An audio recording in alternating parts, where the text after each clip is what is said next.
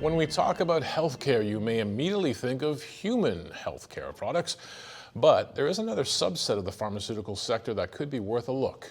Pet care. Joining us now to discuss is Jared Ablass, VP of Portfolio Research for TD Asset Management. Great to have you back on the show.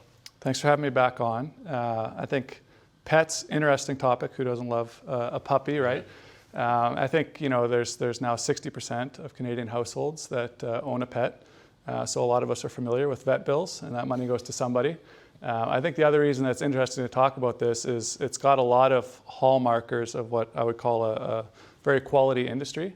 And I brought a couple charts to just kick it off from the hop, a little game that I was kind of in my head calling animal health or human health. Okay, so let's play the game of animal health or human health. Let's throw it up in the audience here. So what are we looking at? Yeah, so we got three lines on the chart, the green, yellow, red. This is sales per share.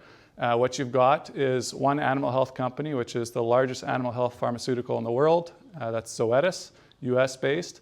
And the other two lines are the largest non-obesity human pharmaceutical companies in the world. That's Merck and Johnson & Johnson. So first one, sales per share, you've got green outpacing the yellow, outpacing the red. It is an animal health segment, so if you guessed green is Zoetis, you'd be correct.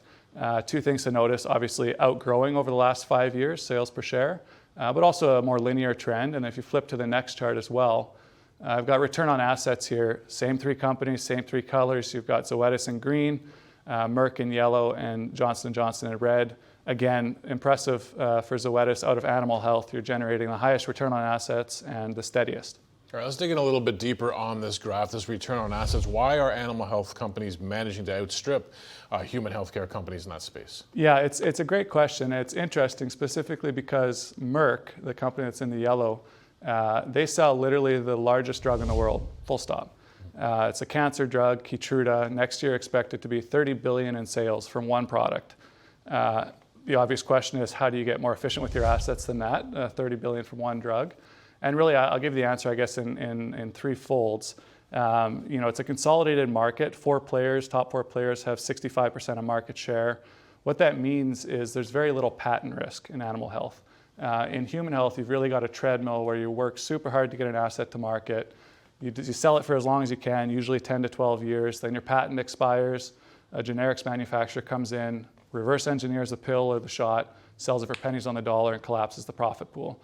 That's what Merck, for example, will have with Keytruda in 2028. They lose their patents there. So it's a constant treadmill they're working. That's one thing. There's less of that patent risk in animal health.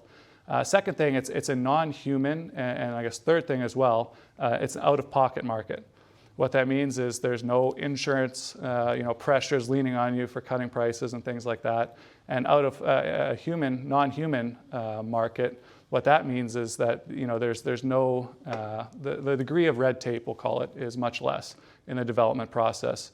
If you throw up the next chart there, this is just showing drug development timelines, human health on the top, animal health on the bottom.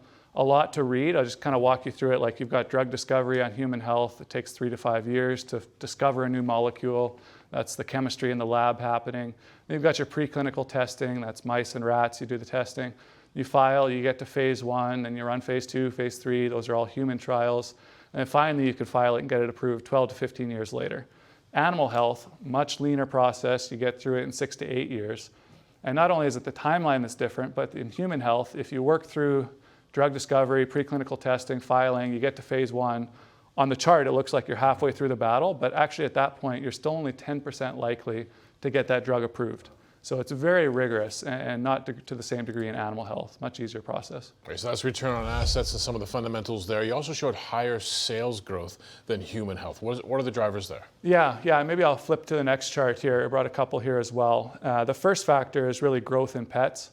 I've got a slide here if we have it. Yeah, there it is. On the left, you've got pet populations versus human populations. That's humans in orange, pets, cats in green, dogs in blue, since the year 2000. Obviously, choppier data points on cats and dogs. That's just because it's owner reported rather than a steady census number. But really, the driver of cats and dogs outgrowing humans in the US is the lifespan, which is on the right side. That's cats and dogs' lifespan increasing by 19% since 2000 versus humans about 4%.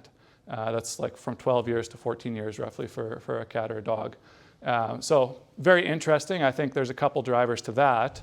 One of it is just it's a very under-medicalized area still. It's a $45 billion global market, which is less than 5% of human health, and even though it sounds large, less than 5% of human pharmaceuticals, which means there's a lot of green space. Zoetis is an innovation leader. They're talking about the next 5-6 years developing products for kidney disease, for heart disease, for cancer, which are all brand new markets for cats and dogs, but obviously very lucrative in humans.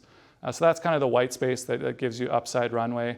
And then the other factor is, there's the older generation, which probably think of pets just as that, pets.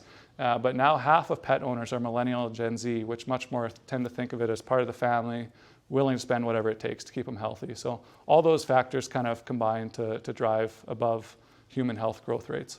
Very interesting trends there. Zoetis obviously factors large in the conversation when we're talking about pet healthcare. What does the rest of the landscape look like? Yeah, it's very consolidated, as I mentioned. If you throw up the last slide there, I just got market share on the right. Zoetis is the big chunk, 23%. Then you've got Merck at 19%. That is the same human health Merck. It's actually a conglomerate, got an animal health business in there. BI is Boehringer Ingelheim, again a conglomerate, human health, animal health, privately held it. And then Elanco at number 4, 13%. That is the other largest publicly traded player.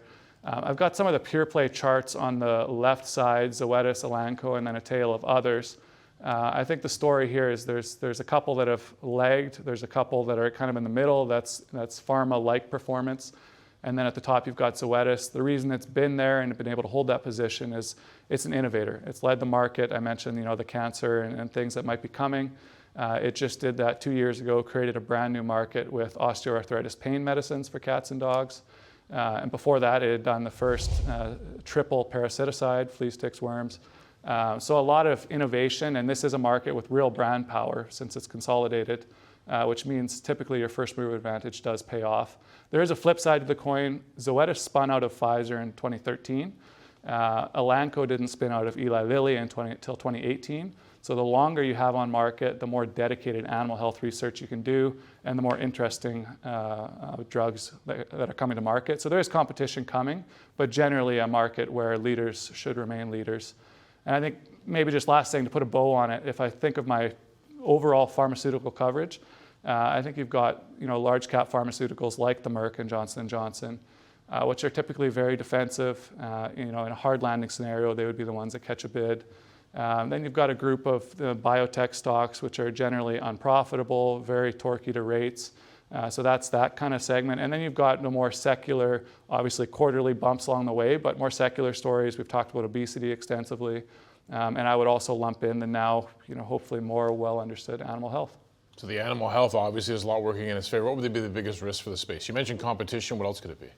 Yeah, competition is the big one, specifically for Zoetis. Elanco has a couple products challenging its key markets. The other one is just through COVID, we had a big puppy boom where a lot of people were adopting pets, staying at home. It's been very choppy since then. There's been people surrendering their pets. They just didn't have the time for it anymore. And then vet visits. There's a lot of vets that burnt out through the pandemic. So the vet visits have been down. There's just not enough capacity there. So those are kind of the limiters on the story.